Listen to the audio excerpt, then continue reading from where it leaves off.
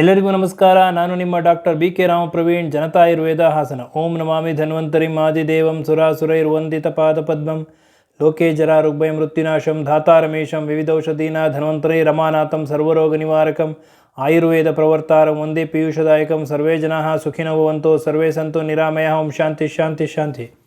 ವೀಕ್ಷಕರೇ, ಹಿಂದಿನ ಸಂಚಿಕೆಯಲ್ಲಿ ಬಾಡಿ ಡಿಟಾಕ್ಸ್ ಮಾಡ್ತಕ್ಕಂತಹ ಪಾನೀಯಗಳು, ಡ್ರಿಂಕ್ಸ್ಗಳು ಯಾವ್ಯಾವುದು ಅಂತ ತಮಗೆ ತಿಳಿಸ್ಕೊಟ್ಟಿದ್ದೆ.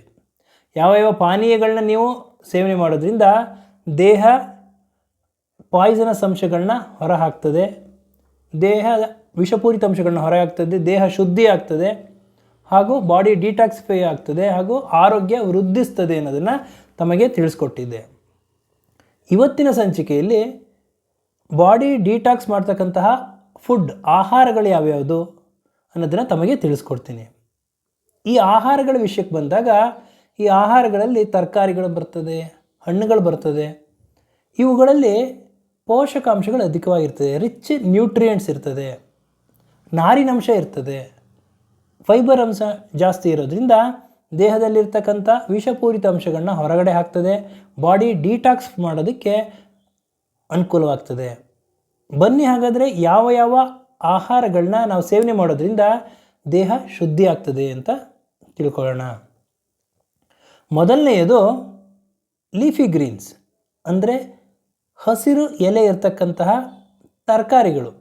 ಪಾಲಕ್ ಸೊಪ್ಪು, ಮೆಂತ್ಯ ಸೊಪ್ಪು, ನುಗ್ಗೆ ಸೊಪ್ಪು, ಅರಿವೆ ಸೊಪ್ಪು, ದಂಟಿನ ಸೊಪ್ಪು, ಈ ರೀತಿ ಸೊಪ್ಪುಗಳನ್ನ ಪ್ರತಿನಿತ್ಯ ಸೇವನೆ ಮಾಡೋದ್ರಿಂದ, ಅದು ಪಲ್ಯದ ರೂಪದಲ್ಲಿರ್ಬೋದು, ಸಾಂಬಾರು ರೂಪದಲ್ಲಿರಬಹುದು, ಪ್ರತಿನಿತ್ಯ ಅಂದರೆ ಆಲ್ಟರ್ನೇಟ್ ಡೇಸ್, ಒಂದಿನ ಪಾಲಕ್ ಸೊಪ್ಪಿನ ಪಲ್ಯ ಆದರೆ ಒಂದಿನ ದಂಟಿನ ಸೊಪ್ಪಿನ ಪಲ್ಯ, ಇನ್ನೊಂದು ದಿನ ಮೆಂತ್ಯ ಸೊಪ್ಪಿನ ಪಲ್ಯ, ಈ ರೀತಿ ಆಹಾರದಲ್ಲಿ ಸೊಪ್ಪುಗಳನ್ನು ಅಳವಡಿಸ್ಕೊಂಡ್ರೆ ದೇಹ ಶುದ್ಧಿ ಆಗ್ತದೆ, ದೇಹದಲ್ಲಿರ್ತಕ್ಕಂಥ ವಿಷಪೂರಿತ ಅಂಶಗಳು ಹೊರಗಡೆ ಹೋಗ್ತದೆ, ಬಾಡಿ ಡಿಟಾಕ್ಸ್ ಆಗ್ತದೆ.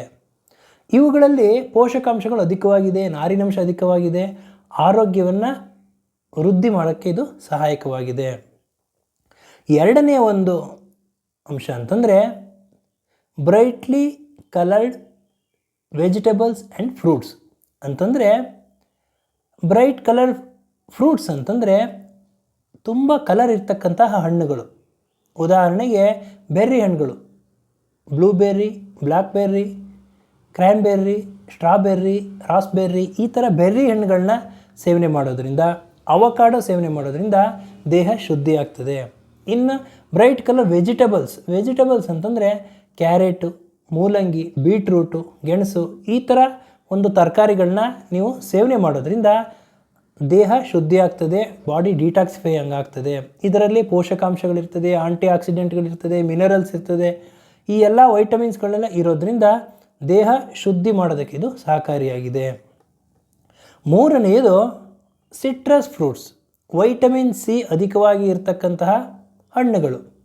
ಇವುಗಳಲ್ಲಿ ಮೊದಲ ಒಂದು ಹಣ್ಣು ಅಂತಂದರೆ, ಒಂದು ಅಗ್ರಗಣ್ಯ ಸ್ಥಾನ ಯಾವ್ದು ಬರ್ತದೆ ಅಂತಂದರೆ, ಆಯುರ್ವೇದದಲ್ಲಿ ಹೇಳಿರ್ತಕ್ಕಂತಹ ತ್ರಿಫಲಗಳಲ್ಲಿ ಒಂದಾದ ಆಮಲಕ್ಕಿ. ಆಮಲಕ್ಕಿ ಅಂದರೆ ನಲ್ಲಿಕಾಯಿ. ಈ ನಲ್ಲಿಕಾಯಿ ವೈಟಮಿನ್ ಸಿ ಅಧಿಕವಾಗಿರ್ತದೆ, ನಾರಿನಂಶ ಅಧಿಕವಾಗಿರ್ತದೆ, ದೇಹ ಶುದ್ಧಿ ಮಾಡೋದಕ್ಕೆ ಸಹಕಾರಿಯಾಗಿದೆ. ಪ್ರತಿನಿತ್ಯ ಒಂದು ಆಮಲಕ್ಕಿ, ಒಂದು ನಲ್ಲಿಕಾಯಿನ ತಿನ್ನೋದ್ರಿಂದ ದೇಹ ಶುದ್ಧಿ ಆಗ್ತದೆ, ಬಾಡಿ ಡಿಟಾಕ್ಸ್ ಆಗ್ತದೆ.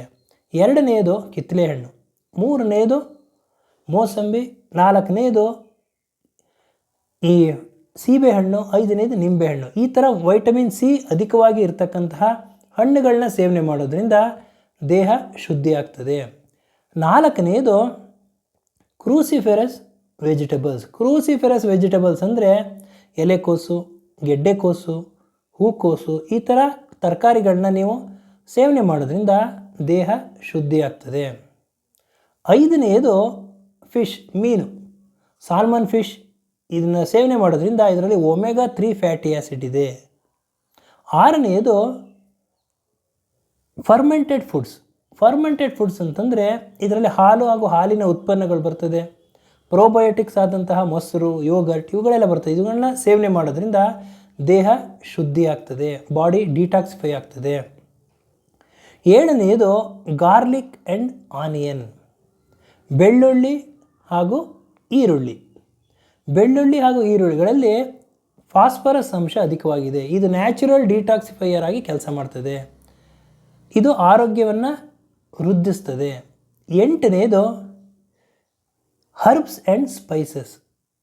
ಇದರಲ್ಲಿ ಯಾವ್ದು ಬರ್ತದೆ ಅಂದರೆ ಶುಂಠಿ, ಅರಿಶಿಣ, ಮೆಣಸಿನಕಾಯಿ, ಕಾಳುಮೆಣಸು, ಕರಿಮೆಣಸು ಇವುಗಳೆಲ್ಲದು ಬರ್ತದೆ. ಶುಂಠಿನಲ್ಲಿ ಜಿಂಜರಾಲ್ ಅಂತ ಅಂಶ ಇದೆ. ಇದನ್ನು ಸೇವನೆ ಮಾಡೋದ್ರಿಂದ ದೇಹ ಶುದ್ಧಿ ಆಗ್ತದೆ, ಬಾಡಿ ಡಿಟಾಕ್ಸಿಫೈಯಿಂಗ್ ಆಗ್ತದೆ.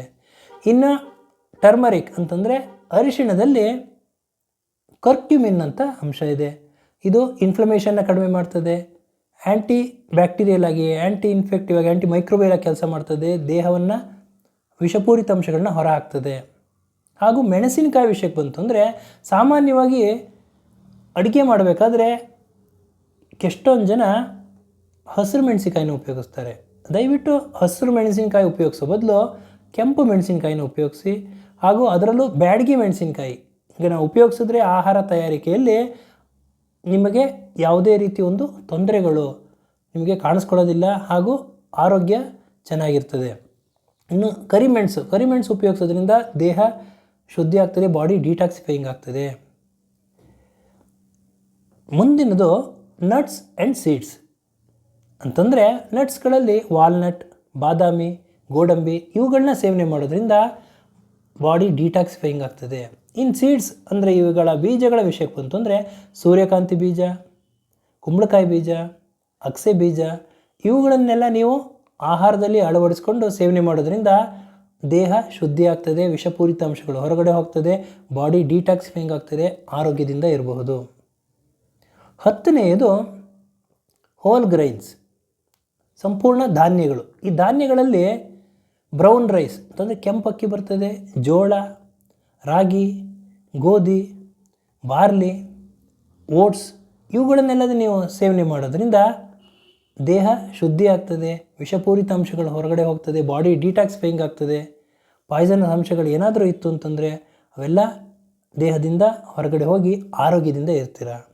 ಆದ್ದರಿಂದ ಇವತ್ತಿನ ಈ ಒಂದು ಸಂಚಿಕೆಯಲ್ಲಿ ಯಾವ ತರಕಾರಿಗಳನ್ನ, ಯಾವ ಹಣ್ಣುಗಳನ್ನ, ಯಾವ ಧಾನ್ಯಗಳನ್ನ ನೀವು ಆಹಾರದಲ್ಲಿ ಪ್ರತಿನಿತ್ಯ ಆಲ್ಟರ್ನೇಟ್ ಡೇಸಲ್ಲಿ ಆಲ್ಟರ್ನೇಟಾಗಿ ನೀವು ಉಪಯೋಗಿಸೋದ್ರಿಂದ ನಿಮ್ಮ ಬಾಡಿನ ಡಿಟಾಕ್ಸಿಫೈ ಮಾಡ್ಕೋಬೋದು ಹಾಗೂ ವಿಷಪೂರಿತ ಅಂಶಗಳನ್ನ ಹೊರಹಾಕ್ಬೋದು, ಆರೋಗ್ಯವನ್ನು ವೃದ್ಧಿಸ್ಕೋಬೋದು ಅನ್ನೋದನ್ನು ತಮಗೆ ತಿಳಿಸ್ಕೊಟ್ಟಿದ್ದೀನಿ. ನನ್ನ ಈ ವಿಡಿಯೋ ತಮಗೆ ಇಷ್ಟವಾಗಿದ್ದಲ್ಲಿ ಲೈಕ್ ಮಾಡಿ, ಶೇರ್ ಮಾಡಿ ಹಾಗೂ ಬೆಲ್ ಐಕಾನ್ ಒತ್ತಿ ಮುಂದಿನ ವಿಡಿಯೋಗಳಿಗಾಗಿ ಸಬ್ಸ್ಕ್ರೈಬ್ ಮಾಡಿ. ಧನ್ಯವಾದಗಳು.